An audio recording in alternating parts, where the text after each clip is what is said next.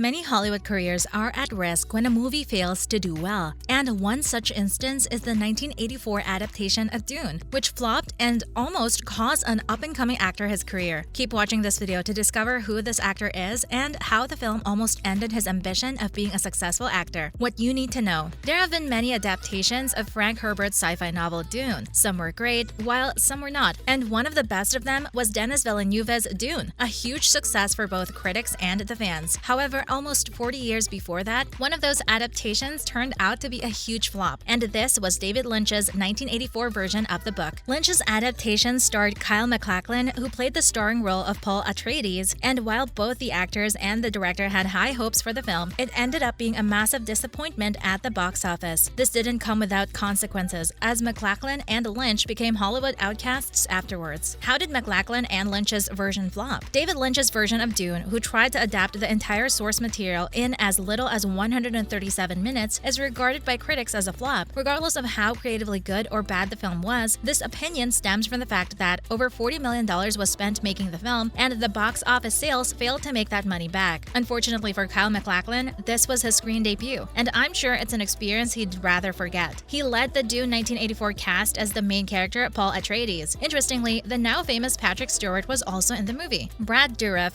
Dean Stockwell, Virginia Madsen, José Ferrer, Sting, Linda Hunt, and Max von are others in the cast. However, despite all this talent, the film failed to live up to expectations. It was so bad that the director, David Lynch, disowned the film after it flopped. Lynch gave reasons for the flop, revealing that Universal didn't grant him final cut privileges, and because of this, he wasn't involved in any important post-production adjustments to the movie. Simply put, Lynch is blaming Universal for the flop. That's it. Flop or not, Lynch's version is still popular. Lynch's version of Dune has started to attract a cult following over the years, as it seems more people are becoming interested in watching it in 2022. There are one or two reasons for this. I won't say it because it has aged like fine wine. Lynch's version could be riding the wave of Villeneuve's version, which was highly successful, so it's only natural for fans to want to check out the versions before that. It could also be fan curiosity, as Dune enthusiasts would want to know if Lynch's movie was as bad as the critics say it was. So, how does a failed movie kill an actor's career? In a recent episode of the Criterion Collection's Closet Picks series, MacLachlan talked about Dune's failure at the box office and how it almost ended his Hollywood career. MacLachlan summed it up by saying, "It didn't turn out well." He also said that because of that, no one in Hollywood wanted to hire him for roles. He said he had been out of work for 2 years, which may have caused him to think he would never find work in Hollywood again. He also said, and I quote, "In fact, after that, I felt like a pariah in business. No work, no nothing." Assuming MacLachlan was an established actor then, things would have been different. Maybe Hollywood would have considered Dune's failure a one-off and still reached out to him for movie roles. However, MacLachlan was starting, and few filmmakers knew who he was, so it could be that the rest of Hollywood assumed he just didn't have the magic in him to make a great film. How did MacLachlan get back on track? Ironically, Dune, the film that almost ended MacLachlan's career before it even started, had something to do with reviving it. Not directly anyway, but David Lynch, the director of the failed 1984 version of Dune, reached out to him to give acting another go. And as you might expect, MacLachlan seized the chance to prove himself in a field where he thought no hope was left. His second on-screen role was in Lynch's 1986 film Blue Velvet, which was shot 2 years after Dune's failure. And while this was a relief for both Lynch and MacLachlan, they still had some Dune stigma to deal with. Their new film was delayed several times, all thanks to Dune's flop, as no one believed the two would be able to make a hit. The film was eventually released, and it proved to be successful, going by the numbers anyway. It's understandable why critics called it a successful movie. It had a measly budget of just $6 million,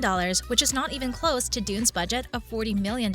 However, it managed to make over $8.5 million at the box office, which can be considered a big win for MacLachlan and Lynch. Did MacLachlan and Lynch collaborate after that? Due to the success of their comeback film, Blue Velvet, MacLachlan and Lynch collaborated again on the 1989 TV series Twin Peaks. Here, MacLachlan reprised his role as FBI agent Dale Cooper for the 1992 prequel movie Fire Walk with Me and the recent Showtime revival series. This was another win for the duo, who had to fight hard to prove their worth in an industry as unforgiving as Hollywood. Since then, they have moved on to bigger and better things, and the future can only present more opportunities. The actor and director written off by Hollywood more than 3 decades ago have proven that perseverance and hard work can get you back on track no matter the industry. MacLachlan still has one wish, and that's to be part of Villeneuve's Dune Part 2, which will be coming out in November of 2023. If his wishes come true and Villeneuve's 2023 Dune turns out to be a box office hit, then maybe, just maybe, MacLachlan can finally put the nightmare of 1984 Dune's failures behind him. We can only wish him the best. Dune books ranked from worst to best. Ever since Frank Herbert released his sci-fi novel Dune, there have been too many adaptations of the original. A few of these adaptations were good, while many were not. There are so many bad ones that making a worst to best Dune book list wasn't so hard. Let's briefly take a look at them. At number 5 is 1969's Dune Messiah, a book that many fans had mixed feelings about. Dune Messiah is the franchise's shortest novel, and it was just as disappointing as the 1984 Dune movie when it was released. And while it expands on some major Dune themes, the book was just too short and didn't do justice to the source material. Now at number 4 is Chapter House, Dune 1985. Writing a Dune book in 1985, just 1 year after the 1984 film flop, wasn't the best of ideas. Because at this point, no one was interested. As if that wasn't bad enough, the writer, Frank Herbert, took the setting to another planet, and this was the first time it happened in any Dune adaptation. Fans were unprepared for anything Dune, let alone one that dared to deviate from the original theme. Next at number 3 on our list is Heretics of Dune. It came out in 1984, the same year that Lynch's Dune movie flopped. That alone is enough to reduce the book's chances of success. And to make matters worse, Heretics of Dune marks the center's shift towards the Bene Gesserit, which appeared more as an important supporting influence in the previous Dune books. What's more, the book doesn't have nearly as much Paul Atreides as readers had expected. Now at number 2 is Children of Dune 1976. Children of Dune is arguably the most divisive Dune book, but to its credit, it builds Dune up to be the epic series that it has become. In this book, the main character, Paul Atreides, plays an almost non-existent role as the series shifts its focus to his children, Leto II and Ganima. The good news is that this book has a bigger impact on the franchise the more you think about it, and fans might enjoy rereading it. Finally, at number 1 is God Emperor of Dune 1981. At number 1, we have God Emperor of Dune, which critics have described as the most philosophy-centric of the Dune books. Thumbs up for that. This book is also divisive, such as Children of Dune was. Nonetheless, it is one of the Dune franchise's most memorable books, which is why it is also one of the most successful. We hope the 2023 Dune movie will pick up where the successful adaptations left off. We'll have to wait and see. So guys, have you seen David Lynch and Kyle MacLachlan's 1984 Dune? If you have, hit the comment section and tell us if you think it was a bad movie or not. Let us know in the comment section. Don't forget to like and share the video. You can also get more interesting videos by tapping the subscription and notification buttons. Thank you for watching.